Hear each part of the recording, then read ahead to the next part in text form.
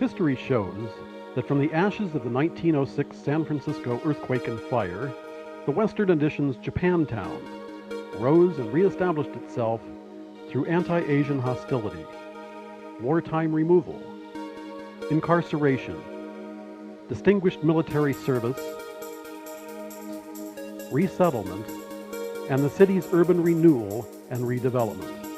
In this centennial year, we celebrate the spirit that created a strong sense of place for over a century.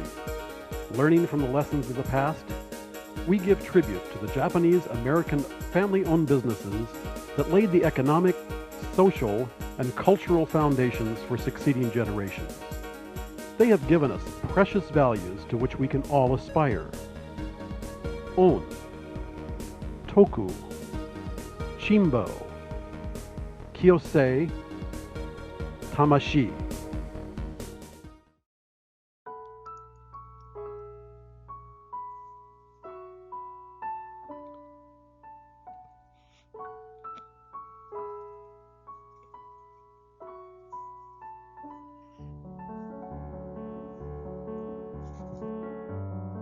San Francisco is among the oldest and one of only 4 historic Japantowns remaining in the United States. It was a significant gateway for historic U.S.-Japan relations. The first Issei. The first arrivals to the United States from Japan were Manjiro Nakahama and Hikozo Hamada, shipwrecked in Japan and rescued by American vessels. The first official Japanese delegation of the Kanin Maru arrived in San Francisco in 1860. Manjiro Nakahama served as its interpreter.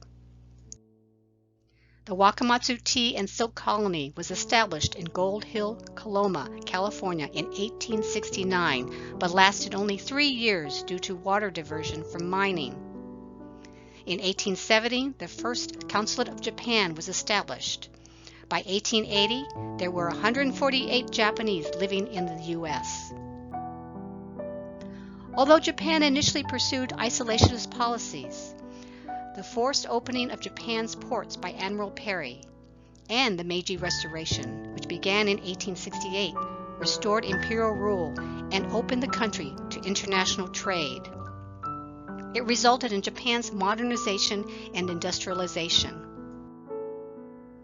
As part of its naval and military expansion, the government instituted a draft. It also changed its land tax policy, bankrupting farmers. The power shift and decline of the shogunate resulted in a change of Japanese social structure, where the business class rose and the samurai class was forced to move into other areas such as farming, fishing, and cottage industries. Emphasis was on primogeniture, the passing of inheritance to the firstborn son, leaving little to other sons. Thus, Japanese came to the U.S. to seek economic opportunity, and some to escape the military draft. They were male sojourners, farmers, laborers, and students. Settlement. After the Chinese Exclusion Act of 1882 barred Chinese laborers from entering the country, there was still a demand for cheap labor in the U.S.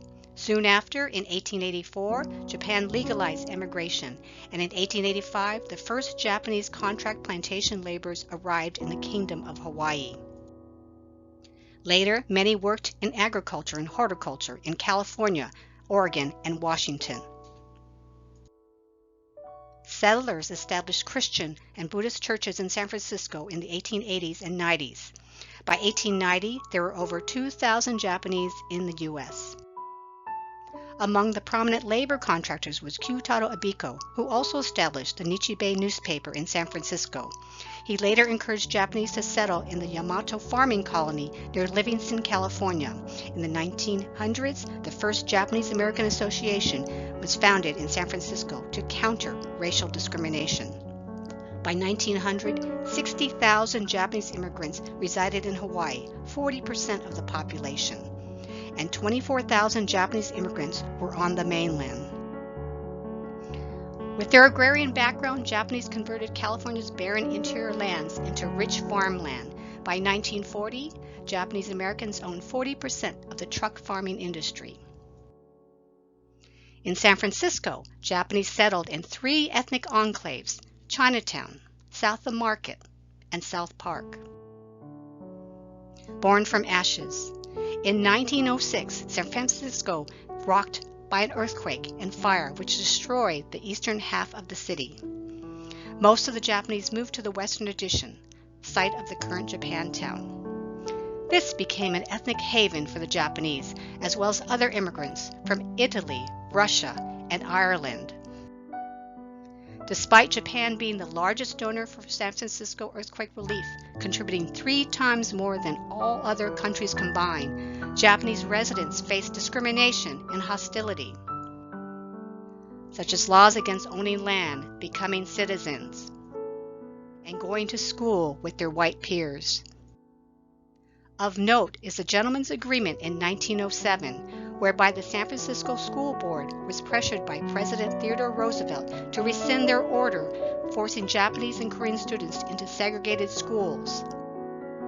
In exchange, Japan upheld the Immigration Act of 1907, preventing Japanese laborers from entering the U.S. via Canada, Hawaii, or Mexico. When the agreement went into effect in 1908, Japan would cease issuing passports to all immigrating laborers. The only exceptions were former residents, parents, wives, or children of residents. Those men who are already in the U.S. could send for their families, resulting in picture brides. The picture bride was a common practice in the frontier West for American men to obtain brides by proxy. Japanese families for centuries would use baishakunin, official go-betweens, to set up arranged marriages. Because of the distance, men would exchange their photographs with potential brides. The picture bride phenomenon was a way to get around the restrictive immigration laws so men could unite with their wives and settle in the U.S. Some 20,000 picture brides entered the U.S. from 1908 to 1920. Many Japanese immigrants passed through Angel Island in San Francisco Bay, which opened in 1910 to enforce immigration restrictions against Asians, but also processed newcomers from 80 countries. Between 1910 and 1940, 117,000 Japanese were processed by immigration officials on the West Coast. Soon, California passed the Alien Land Law of 1913, which barred those ineligible for citizenship from owning land. Japanese could not become citizens due to the Naturalization Act of 1790, which said only free white persons could become naturalized.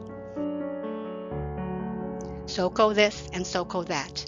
To protect themselves from rising anti-Asian sentiment, Japanese residents gravitated toward the familiarity and relative safety of Japantowns.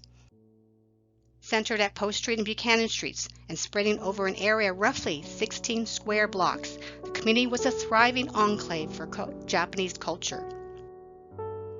First-generation Issei businesses catered to a population that, for the most part, preferred to shop and socialize in Japanese and maintain the holidays and etiquette of their homeland. Soko became the word to mean San Francisco, to which numerous Japanese businesses paid homage. When Japanese imported mulberry leaves through San Francisco, the port was dubbed Soko, or Mulberry Harbor. The second-generation American-born children, the Nisei, were expected to retain their culture and traditions while adapting American customs. Nisei children attended Japanese language school after public school and also joined church groups and clubs. They enjoyed koto recitals, martial arts, joined marching bands, performed piano recitals, and played baseball and basketball.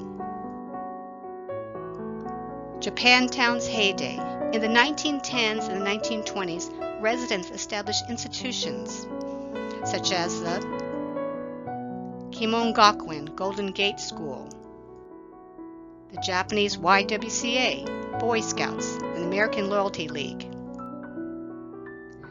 The U.S. government passed even more restrictive immigration laws in 1924, cutting off all immigration from Japan until 1952.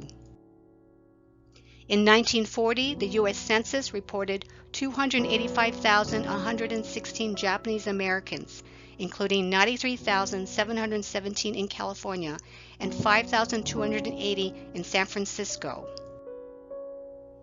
There were more than 200 Japanese-owned businesses in San Francisco at its pre-war peak.